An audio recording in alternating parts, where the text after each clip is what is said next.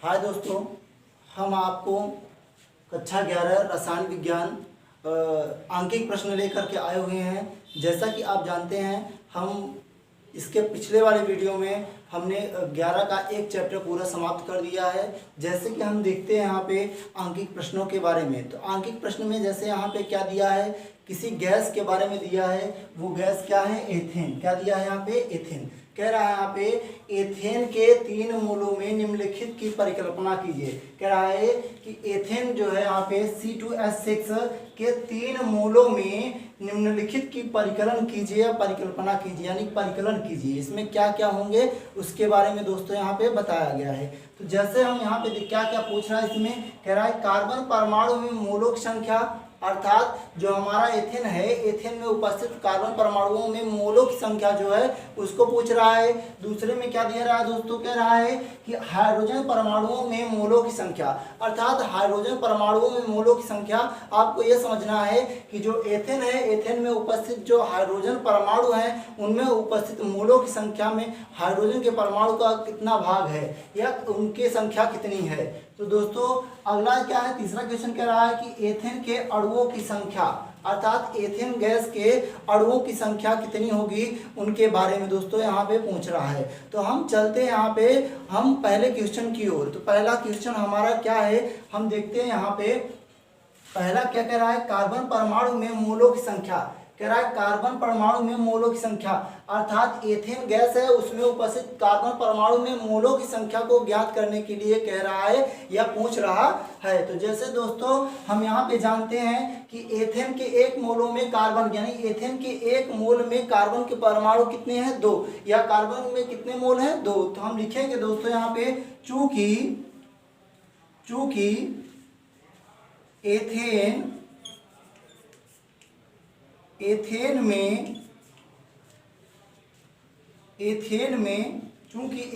में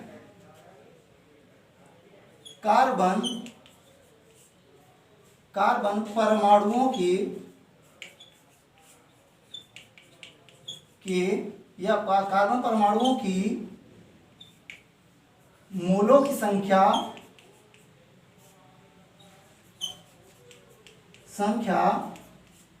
कितना है दोस्तों? यहाँ पे इसमें कार्बन परमाणु कितने हैं, यानी 2, अर्थात कितना मोल है यहाँ पे? मोलों की संख्या कितना है? 2। कितना है दोस्तों यहाँ पे? 2। तो हमने यहाँ पे देखा कि एथेन में, यानी एथेन जो है आपका, एथेन में कार्बन परमाणुओं के मोलों की संख्या कितनी है दोस्तों? यहाँ पे 2। अब क्या कर रहा है, कितना मोल है यहाँ पे? 2 मोल है। अब 2 मोल है दोस्तों, तो यहाँ पे क्या कर रहा है, 3 मोलों में कह रहा है परिकल्पना करने के लिए। कितने में? 3 मोलों में परिकल्पना करने के लिए कह रहा है। तो हम लिखेंगे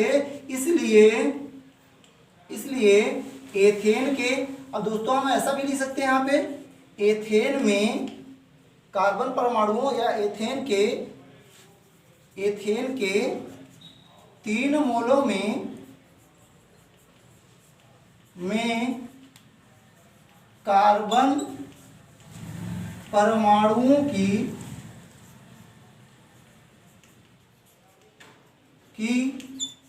मोलों की संख्या, या एथेन के 3 मोलों में कार्बन परमाणुओं की संख्या। तो दोस्तों 2 और कितना? 3। तो ये कितना हो जाएगा यहाँ पे? 2 और 3 कितना हो जाएगा दोस्तों? यहाँ पे इतना मोल होगा, मोल। तो हम यहाँ पे क्या करेंगे, 6 मोल हो जाएगा। कितना हो जाएगा? 6 मोल। ठीक उसी तरीके से दोस्तों हम यहाँ पे हाइड्रोजन परमाणुओं में मोलों की संख्या को ज्ञात करेंगे, अर्थात जैसे ये आपका निकाला गया है या ज्ञात किया गया है, ठीक उसी प्रकार हम यहाँ पे क्या करेंगे, दूसरा भी ज्ञात करेंगे या दूसरा भी निकालेंगे। अर्थात ये जो दिया है हाइड्रोजन परमाणुओं में मोलों की संख्या, इसको भी कार्बन परमाणुओं के मोलों की संख्या की तरह ही ज्ञात किया जाता है। तो जैसे दोस्तों हम देख रहे हैं दूसरा क्वेश्चन क्या है, हाइड्रोजन परमाणुओं में मोलों की संख्या। तो यहाँ पे दोस्तों लिखेंगे चूंकि एथेन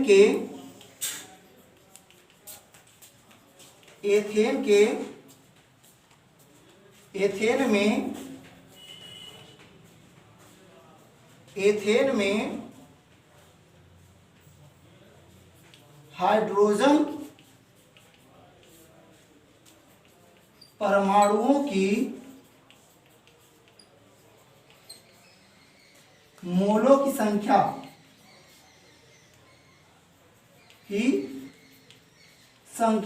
तो दोस्तों जैसा हम यहाँ पे देख रहे हैं, कह रहा है कि एथेन में हाइड्रोजन परमाणुओं के या एथेन के एक मोल में, ऐसा भी कह सकते हैं एथेन के एक मोल में या एथेन में हाइड्रोजन परमाणुओं के मोलों की संख्या, ये दोस्तों यहाँ पे कितना दिया है, यहाँ पे 6 दिया है। कितना दिया है? 6। अर्थात हाइड्रोजन के कितने परमाणु हैं? 6 परमाणु है।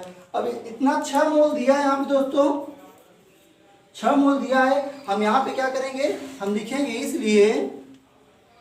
इसलिए एथेन के 3 मोलों में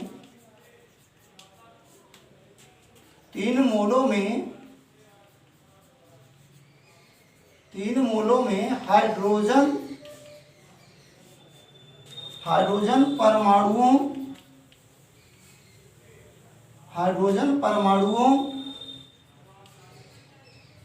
एथेन के 3 मोलों में हाइड्रोजन परमाणुओं की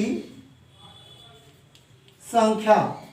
अब दोस्तों यहाँ पे कितना था? 6 मोल था। अब यहाँ पे 6 और 3, ये कितना हो जाएगा दोस्तों? यहाँ पे 6 और 3 का मल्टीप्लाई हो जाए तो कितना आ जाएगा? 18। ये कितना मोल आया दोस्तों? यहाँ पे 18 मोल। कितना आया?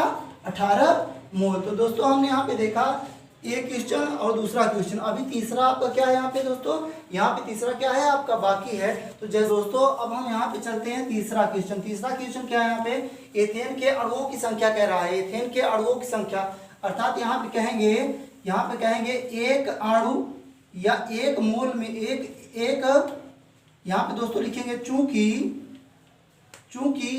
एथेन के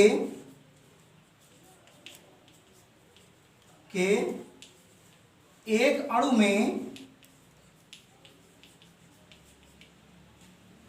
में मोलों की संख्या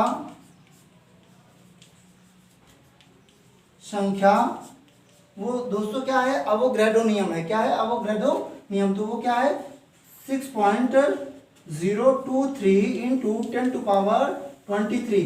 दोस्तों हम यहाँ पे 2 भी कर सकते हैं और जैसा हम यहाँ पे 3 भी कर सकते हैं। तो जैसे इतने मोल होंगे, कितने होंगे?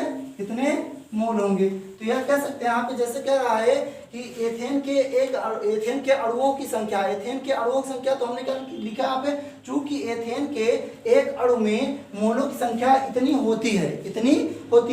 अब इतने मोल होते हैं तो हम यहाँ पे क्या लिखेंगे? यहाँ पे लिखेंगे इसलिए एथेन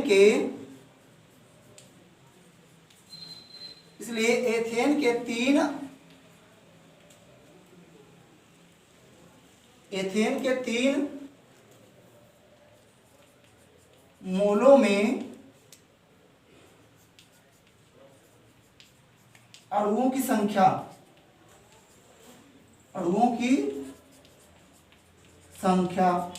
तो दोस्तों यहाँ पे हम क्या करेंगे? यहाँ पे 3 इंटू 6.023 इंटू 10⁻23।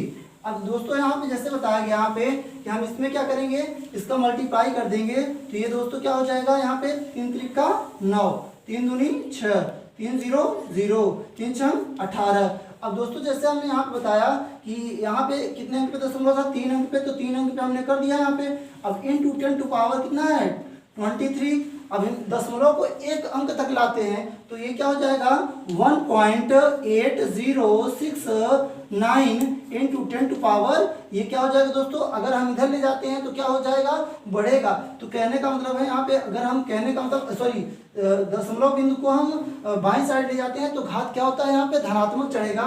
तो हम बाईं साइड ले जाते हैं तो ये 23 + 1। चाहे हम दोस्तों ऐसा करें और चाहे हम इसको इस तरीके से भी कर सकते थे, इंटू 10 टू पावर 1 भी कर सकते थे, इतना भी कर सकते थे। तो हम इसको इस तरीके से लिख सकते हैं यहाँ पे 1.8069 इंटू 10 टू पावर, ये क्या हो जाएगा यहाँ पे? 23 और 1। तो ये कितना हो जाएगा दोस्तों? यहाँ पे 23 + 1। तो ये हो जाएगा 8069 इंटू 10⁻24 इतने अणु होंगे। कितने होंगे दोस्तों यहाँ पे? इतने अणु। अब इसमें अणुओं की संख्या पूछ रहा था तो हमने अणुओं की संख्या यहाँ पे क्या कर दिया दोस्तों, ज्ञात कर दिया। दोस्तों अब हम यहाँ पे देखते हैं अंकित प्रश्न का दूसरा अगला क्वेश्चन। अगला क्वेश्चन क्या है? कह रहा है प्राप्त कार्बन डाइऑक्साइड की मात्रा का परिकलन कीजिए। इसमें कह रहा है जो प्राप्त कार्बन डाइऑक्साइड है इसमें इसकी मात्रा का परिकलन कीजिए, अर्थात जो मात्रा है उसका क्या करिए परिकलन। जैसे इसमें क्या पूछ रहा है? कह रहा है 1 मोल कार्बन को हवा में जलाया जाता है। क्या कह रहा है? 1 मोल कार्बन को हवा में जलाया जाता है। अब दूसरा क्या कह रहा है कि 1 मोल कार्बन को 16 ग्राम ऑक्सीजन में जलाया जाता है। अर्थात इसमें क्या कह रहा है, हम इसको रिएक्शन से समझ सकते हैं बहुत ही आराम से। तो हम यहाँ पे दोस्तों करते हैं। यहाँ पे जैसे इसमें कह रहा है रिएक्शन में क्या कह रहा है कि 1 मोल कार्बन को हवा में जलाया जाता है। तो 1 मोल कार्बन को कह सकते हैं यहाँ पे रिएक्शन क्या होगा, कार्बन ऑक्सीजन, और इक्वल क्या हो जाएगा यहाँ पे कार्बन डाइऑक्साइड। अब दोस्तों ये कार्बन डाइऑक्साइड है, हम यहाँ पे जानते हैं कि 1 मोल कार्बन को जलाया जाता है, अर्थात कार्बन में मोलों की संख्या है, परमाणु की संख्या कह सकते हैं कितना होगा यहाँ पे 12 होगा। तो जैसे यहाँ पे कह रहा है कि 1 मोल कार्बन को वायु में जलाया जाता है या हवा में जलाया जाता है तो कितना कार्बन डाइऑक्साइड उत्पन्न होता है, कितने ग्राम उत्पन्न होता है, इस चीज को हम देखेंगे यहाँ पे।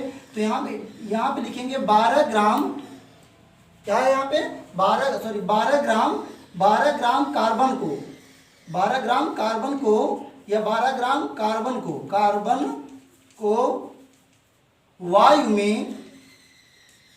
में जलाया जाता है। या कह सकते हैं इसको ऐसे भी कर सकते हैं कि 12 ग्राम कार्बन को वायु में जलाया जाता है तो उसके द्वारा उत्पन्न कार्बन डाइऑक्साइड की मात्रा कितनी होगी। तो हम यहाँ पे कह सकते हैं 12 + 16 × 2, तो ये 12 + 16 दूना 32, तो ये कितना हो जाएगा 32 और 12 कितना हो जाएगा 44 ग्राम। अर्थात यहाँ पे हम देख सकते हैं कि कार्बन यानी 12 ग्राम कार्बन को वायु में जलाया जाएगा तो वो कितना कार्बन डाइऑक्साइड उत्पन्न करेगा 44 ग्राम। कितना उत्पन्न करेगा 44 ग्राम। अब दोस्तों यहाँ पे पहला क्वेश्चन आप इस तरीके से समझ सकते हैं, कहने का मतलब है यहाँ पे जो कार्बन है, कार्बन को 12 ग्राम यानी कार्बन में जो मोलों की संख्या है वो 12 है, तो 12 ग्राम कार्बन को वायु में जब जलाया जाता है या वायु की उपस्थिति में जलाया जाता है तो यहाँ पे कार्बन डाइऑक्साइड जो है दोस्तों वो कितना होता है 44 ग्राम बचता है। कितना बनता है 44 ग्राम। अब दोस्तों हम यहाँ पे देखते हैं ठीक अगला वाला क्वेश्चन में क्या कह रहा है हमें, 1 मोल कार्बन को 16 ग्राम ऑक्सीजन में जलाया जाता है। कह रहा है 1 मोल कार्बन को 16 ग्राम ऑक्सीजन में जलाया जाता है। अब दोस्तों हम यहाँ पे ठीक इसी रिएक्शन का उपयोग करते हैं दूसरे क्वेश्चन में। तो चलते हैं दोस्तों, जैसे यहाँ पे दूसरे में क्या है दोस्तों, यहाँ पे दूसरे में है यहाँ पे कि अब यहाँ पे क्या कर रहा है कि 1 मोल कार्बन को 16 ग्राम ऑक्सीजन में जलाया जाता है। तो यहाँ पे हम कह सकते हैं कि 32, चूंकि ऑक्सीजन का जो है मोल जो होगा वो 32, अर्थात ऐसे कर सकते हैं 16 × 2, या फिर हम यहाँ पे इस तरीके से कर सकते हैं कि 32 ग्राम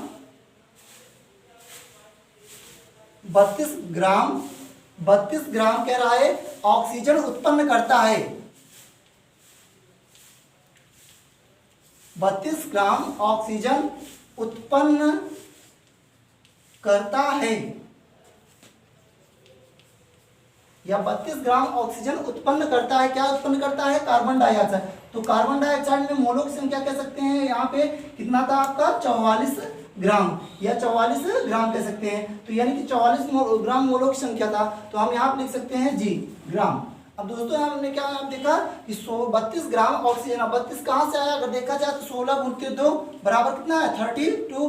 तो ये 32 ग्राम ऑक्सीजन उत्पन्न करता है, कितना कार्बन डाइऑक्साइड उत्पन्न करता है यहाँ पे 44 ग्राम। तो ठीक उसी प्रकार इसमें क्या पूछ रहा है, 1 मोल कार्बन को 16 ग्राम ऑक्सीजन में जलाया जाता है। अब 32 ग्राम नहीं यहाँ पे कह रहा है, इतना कह रहा है 16 ग्राम कह रहा है। कितना ग्राम कह रहा है? 16 ग्राम। तो हम यहाँ पे कैसे, हमने यहाँ पे देखा कि 32 ग्राम ऑक्सीजन उत्पन्न करता है कितने gram carbon dioxide? 44 gram carbon dioxide, क्योंकि हमने अभी भी निकाला था यहाँ पे इसका कितना होगा, यहाँ पे कार्बन डाइऑक्साइड का मोलक संख्या 44 ग्राम। अब यहाँ पे 32 ग्राम कह रहा है, तो यहाँ पे 1 ग्राम ऑक्सीजन उत्पन्न करेगा। 1 ग्राम ऑक्सीजन कितना उत्पन्न करेगा? 44/32 ग्राम। 44/32 ग्राम ऑक्सीजन उत्पन्न कर रहा है। अब इसमें क्या पूछ रहा है, कह रहा है 1 मोल कार्बन को 16 ग्राम ऑक्सीजन में जलाया जाता है। 1 मोल कार्बन को 16 ग्राम ऑक्सीजन में जलाया जाता है, तो यह अतः 16 ग्राम ऑक्सीजन उत्पन्न करेगा। अतः 16 ग्राम ऑक्सीजन उत्पन्न करेगा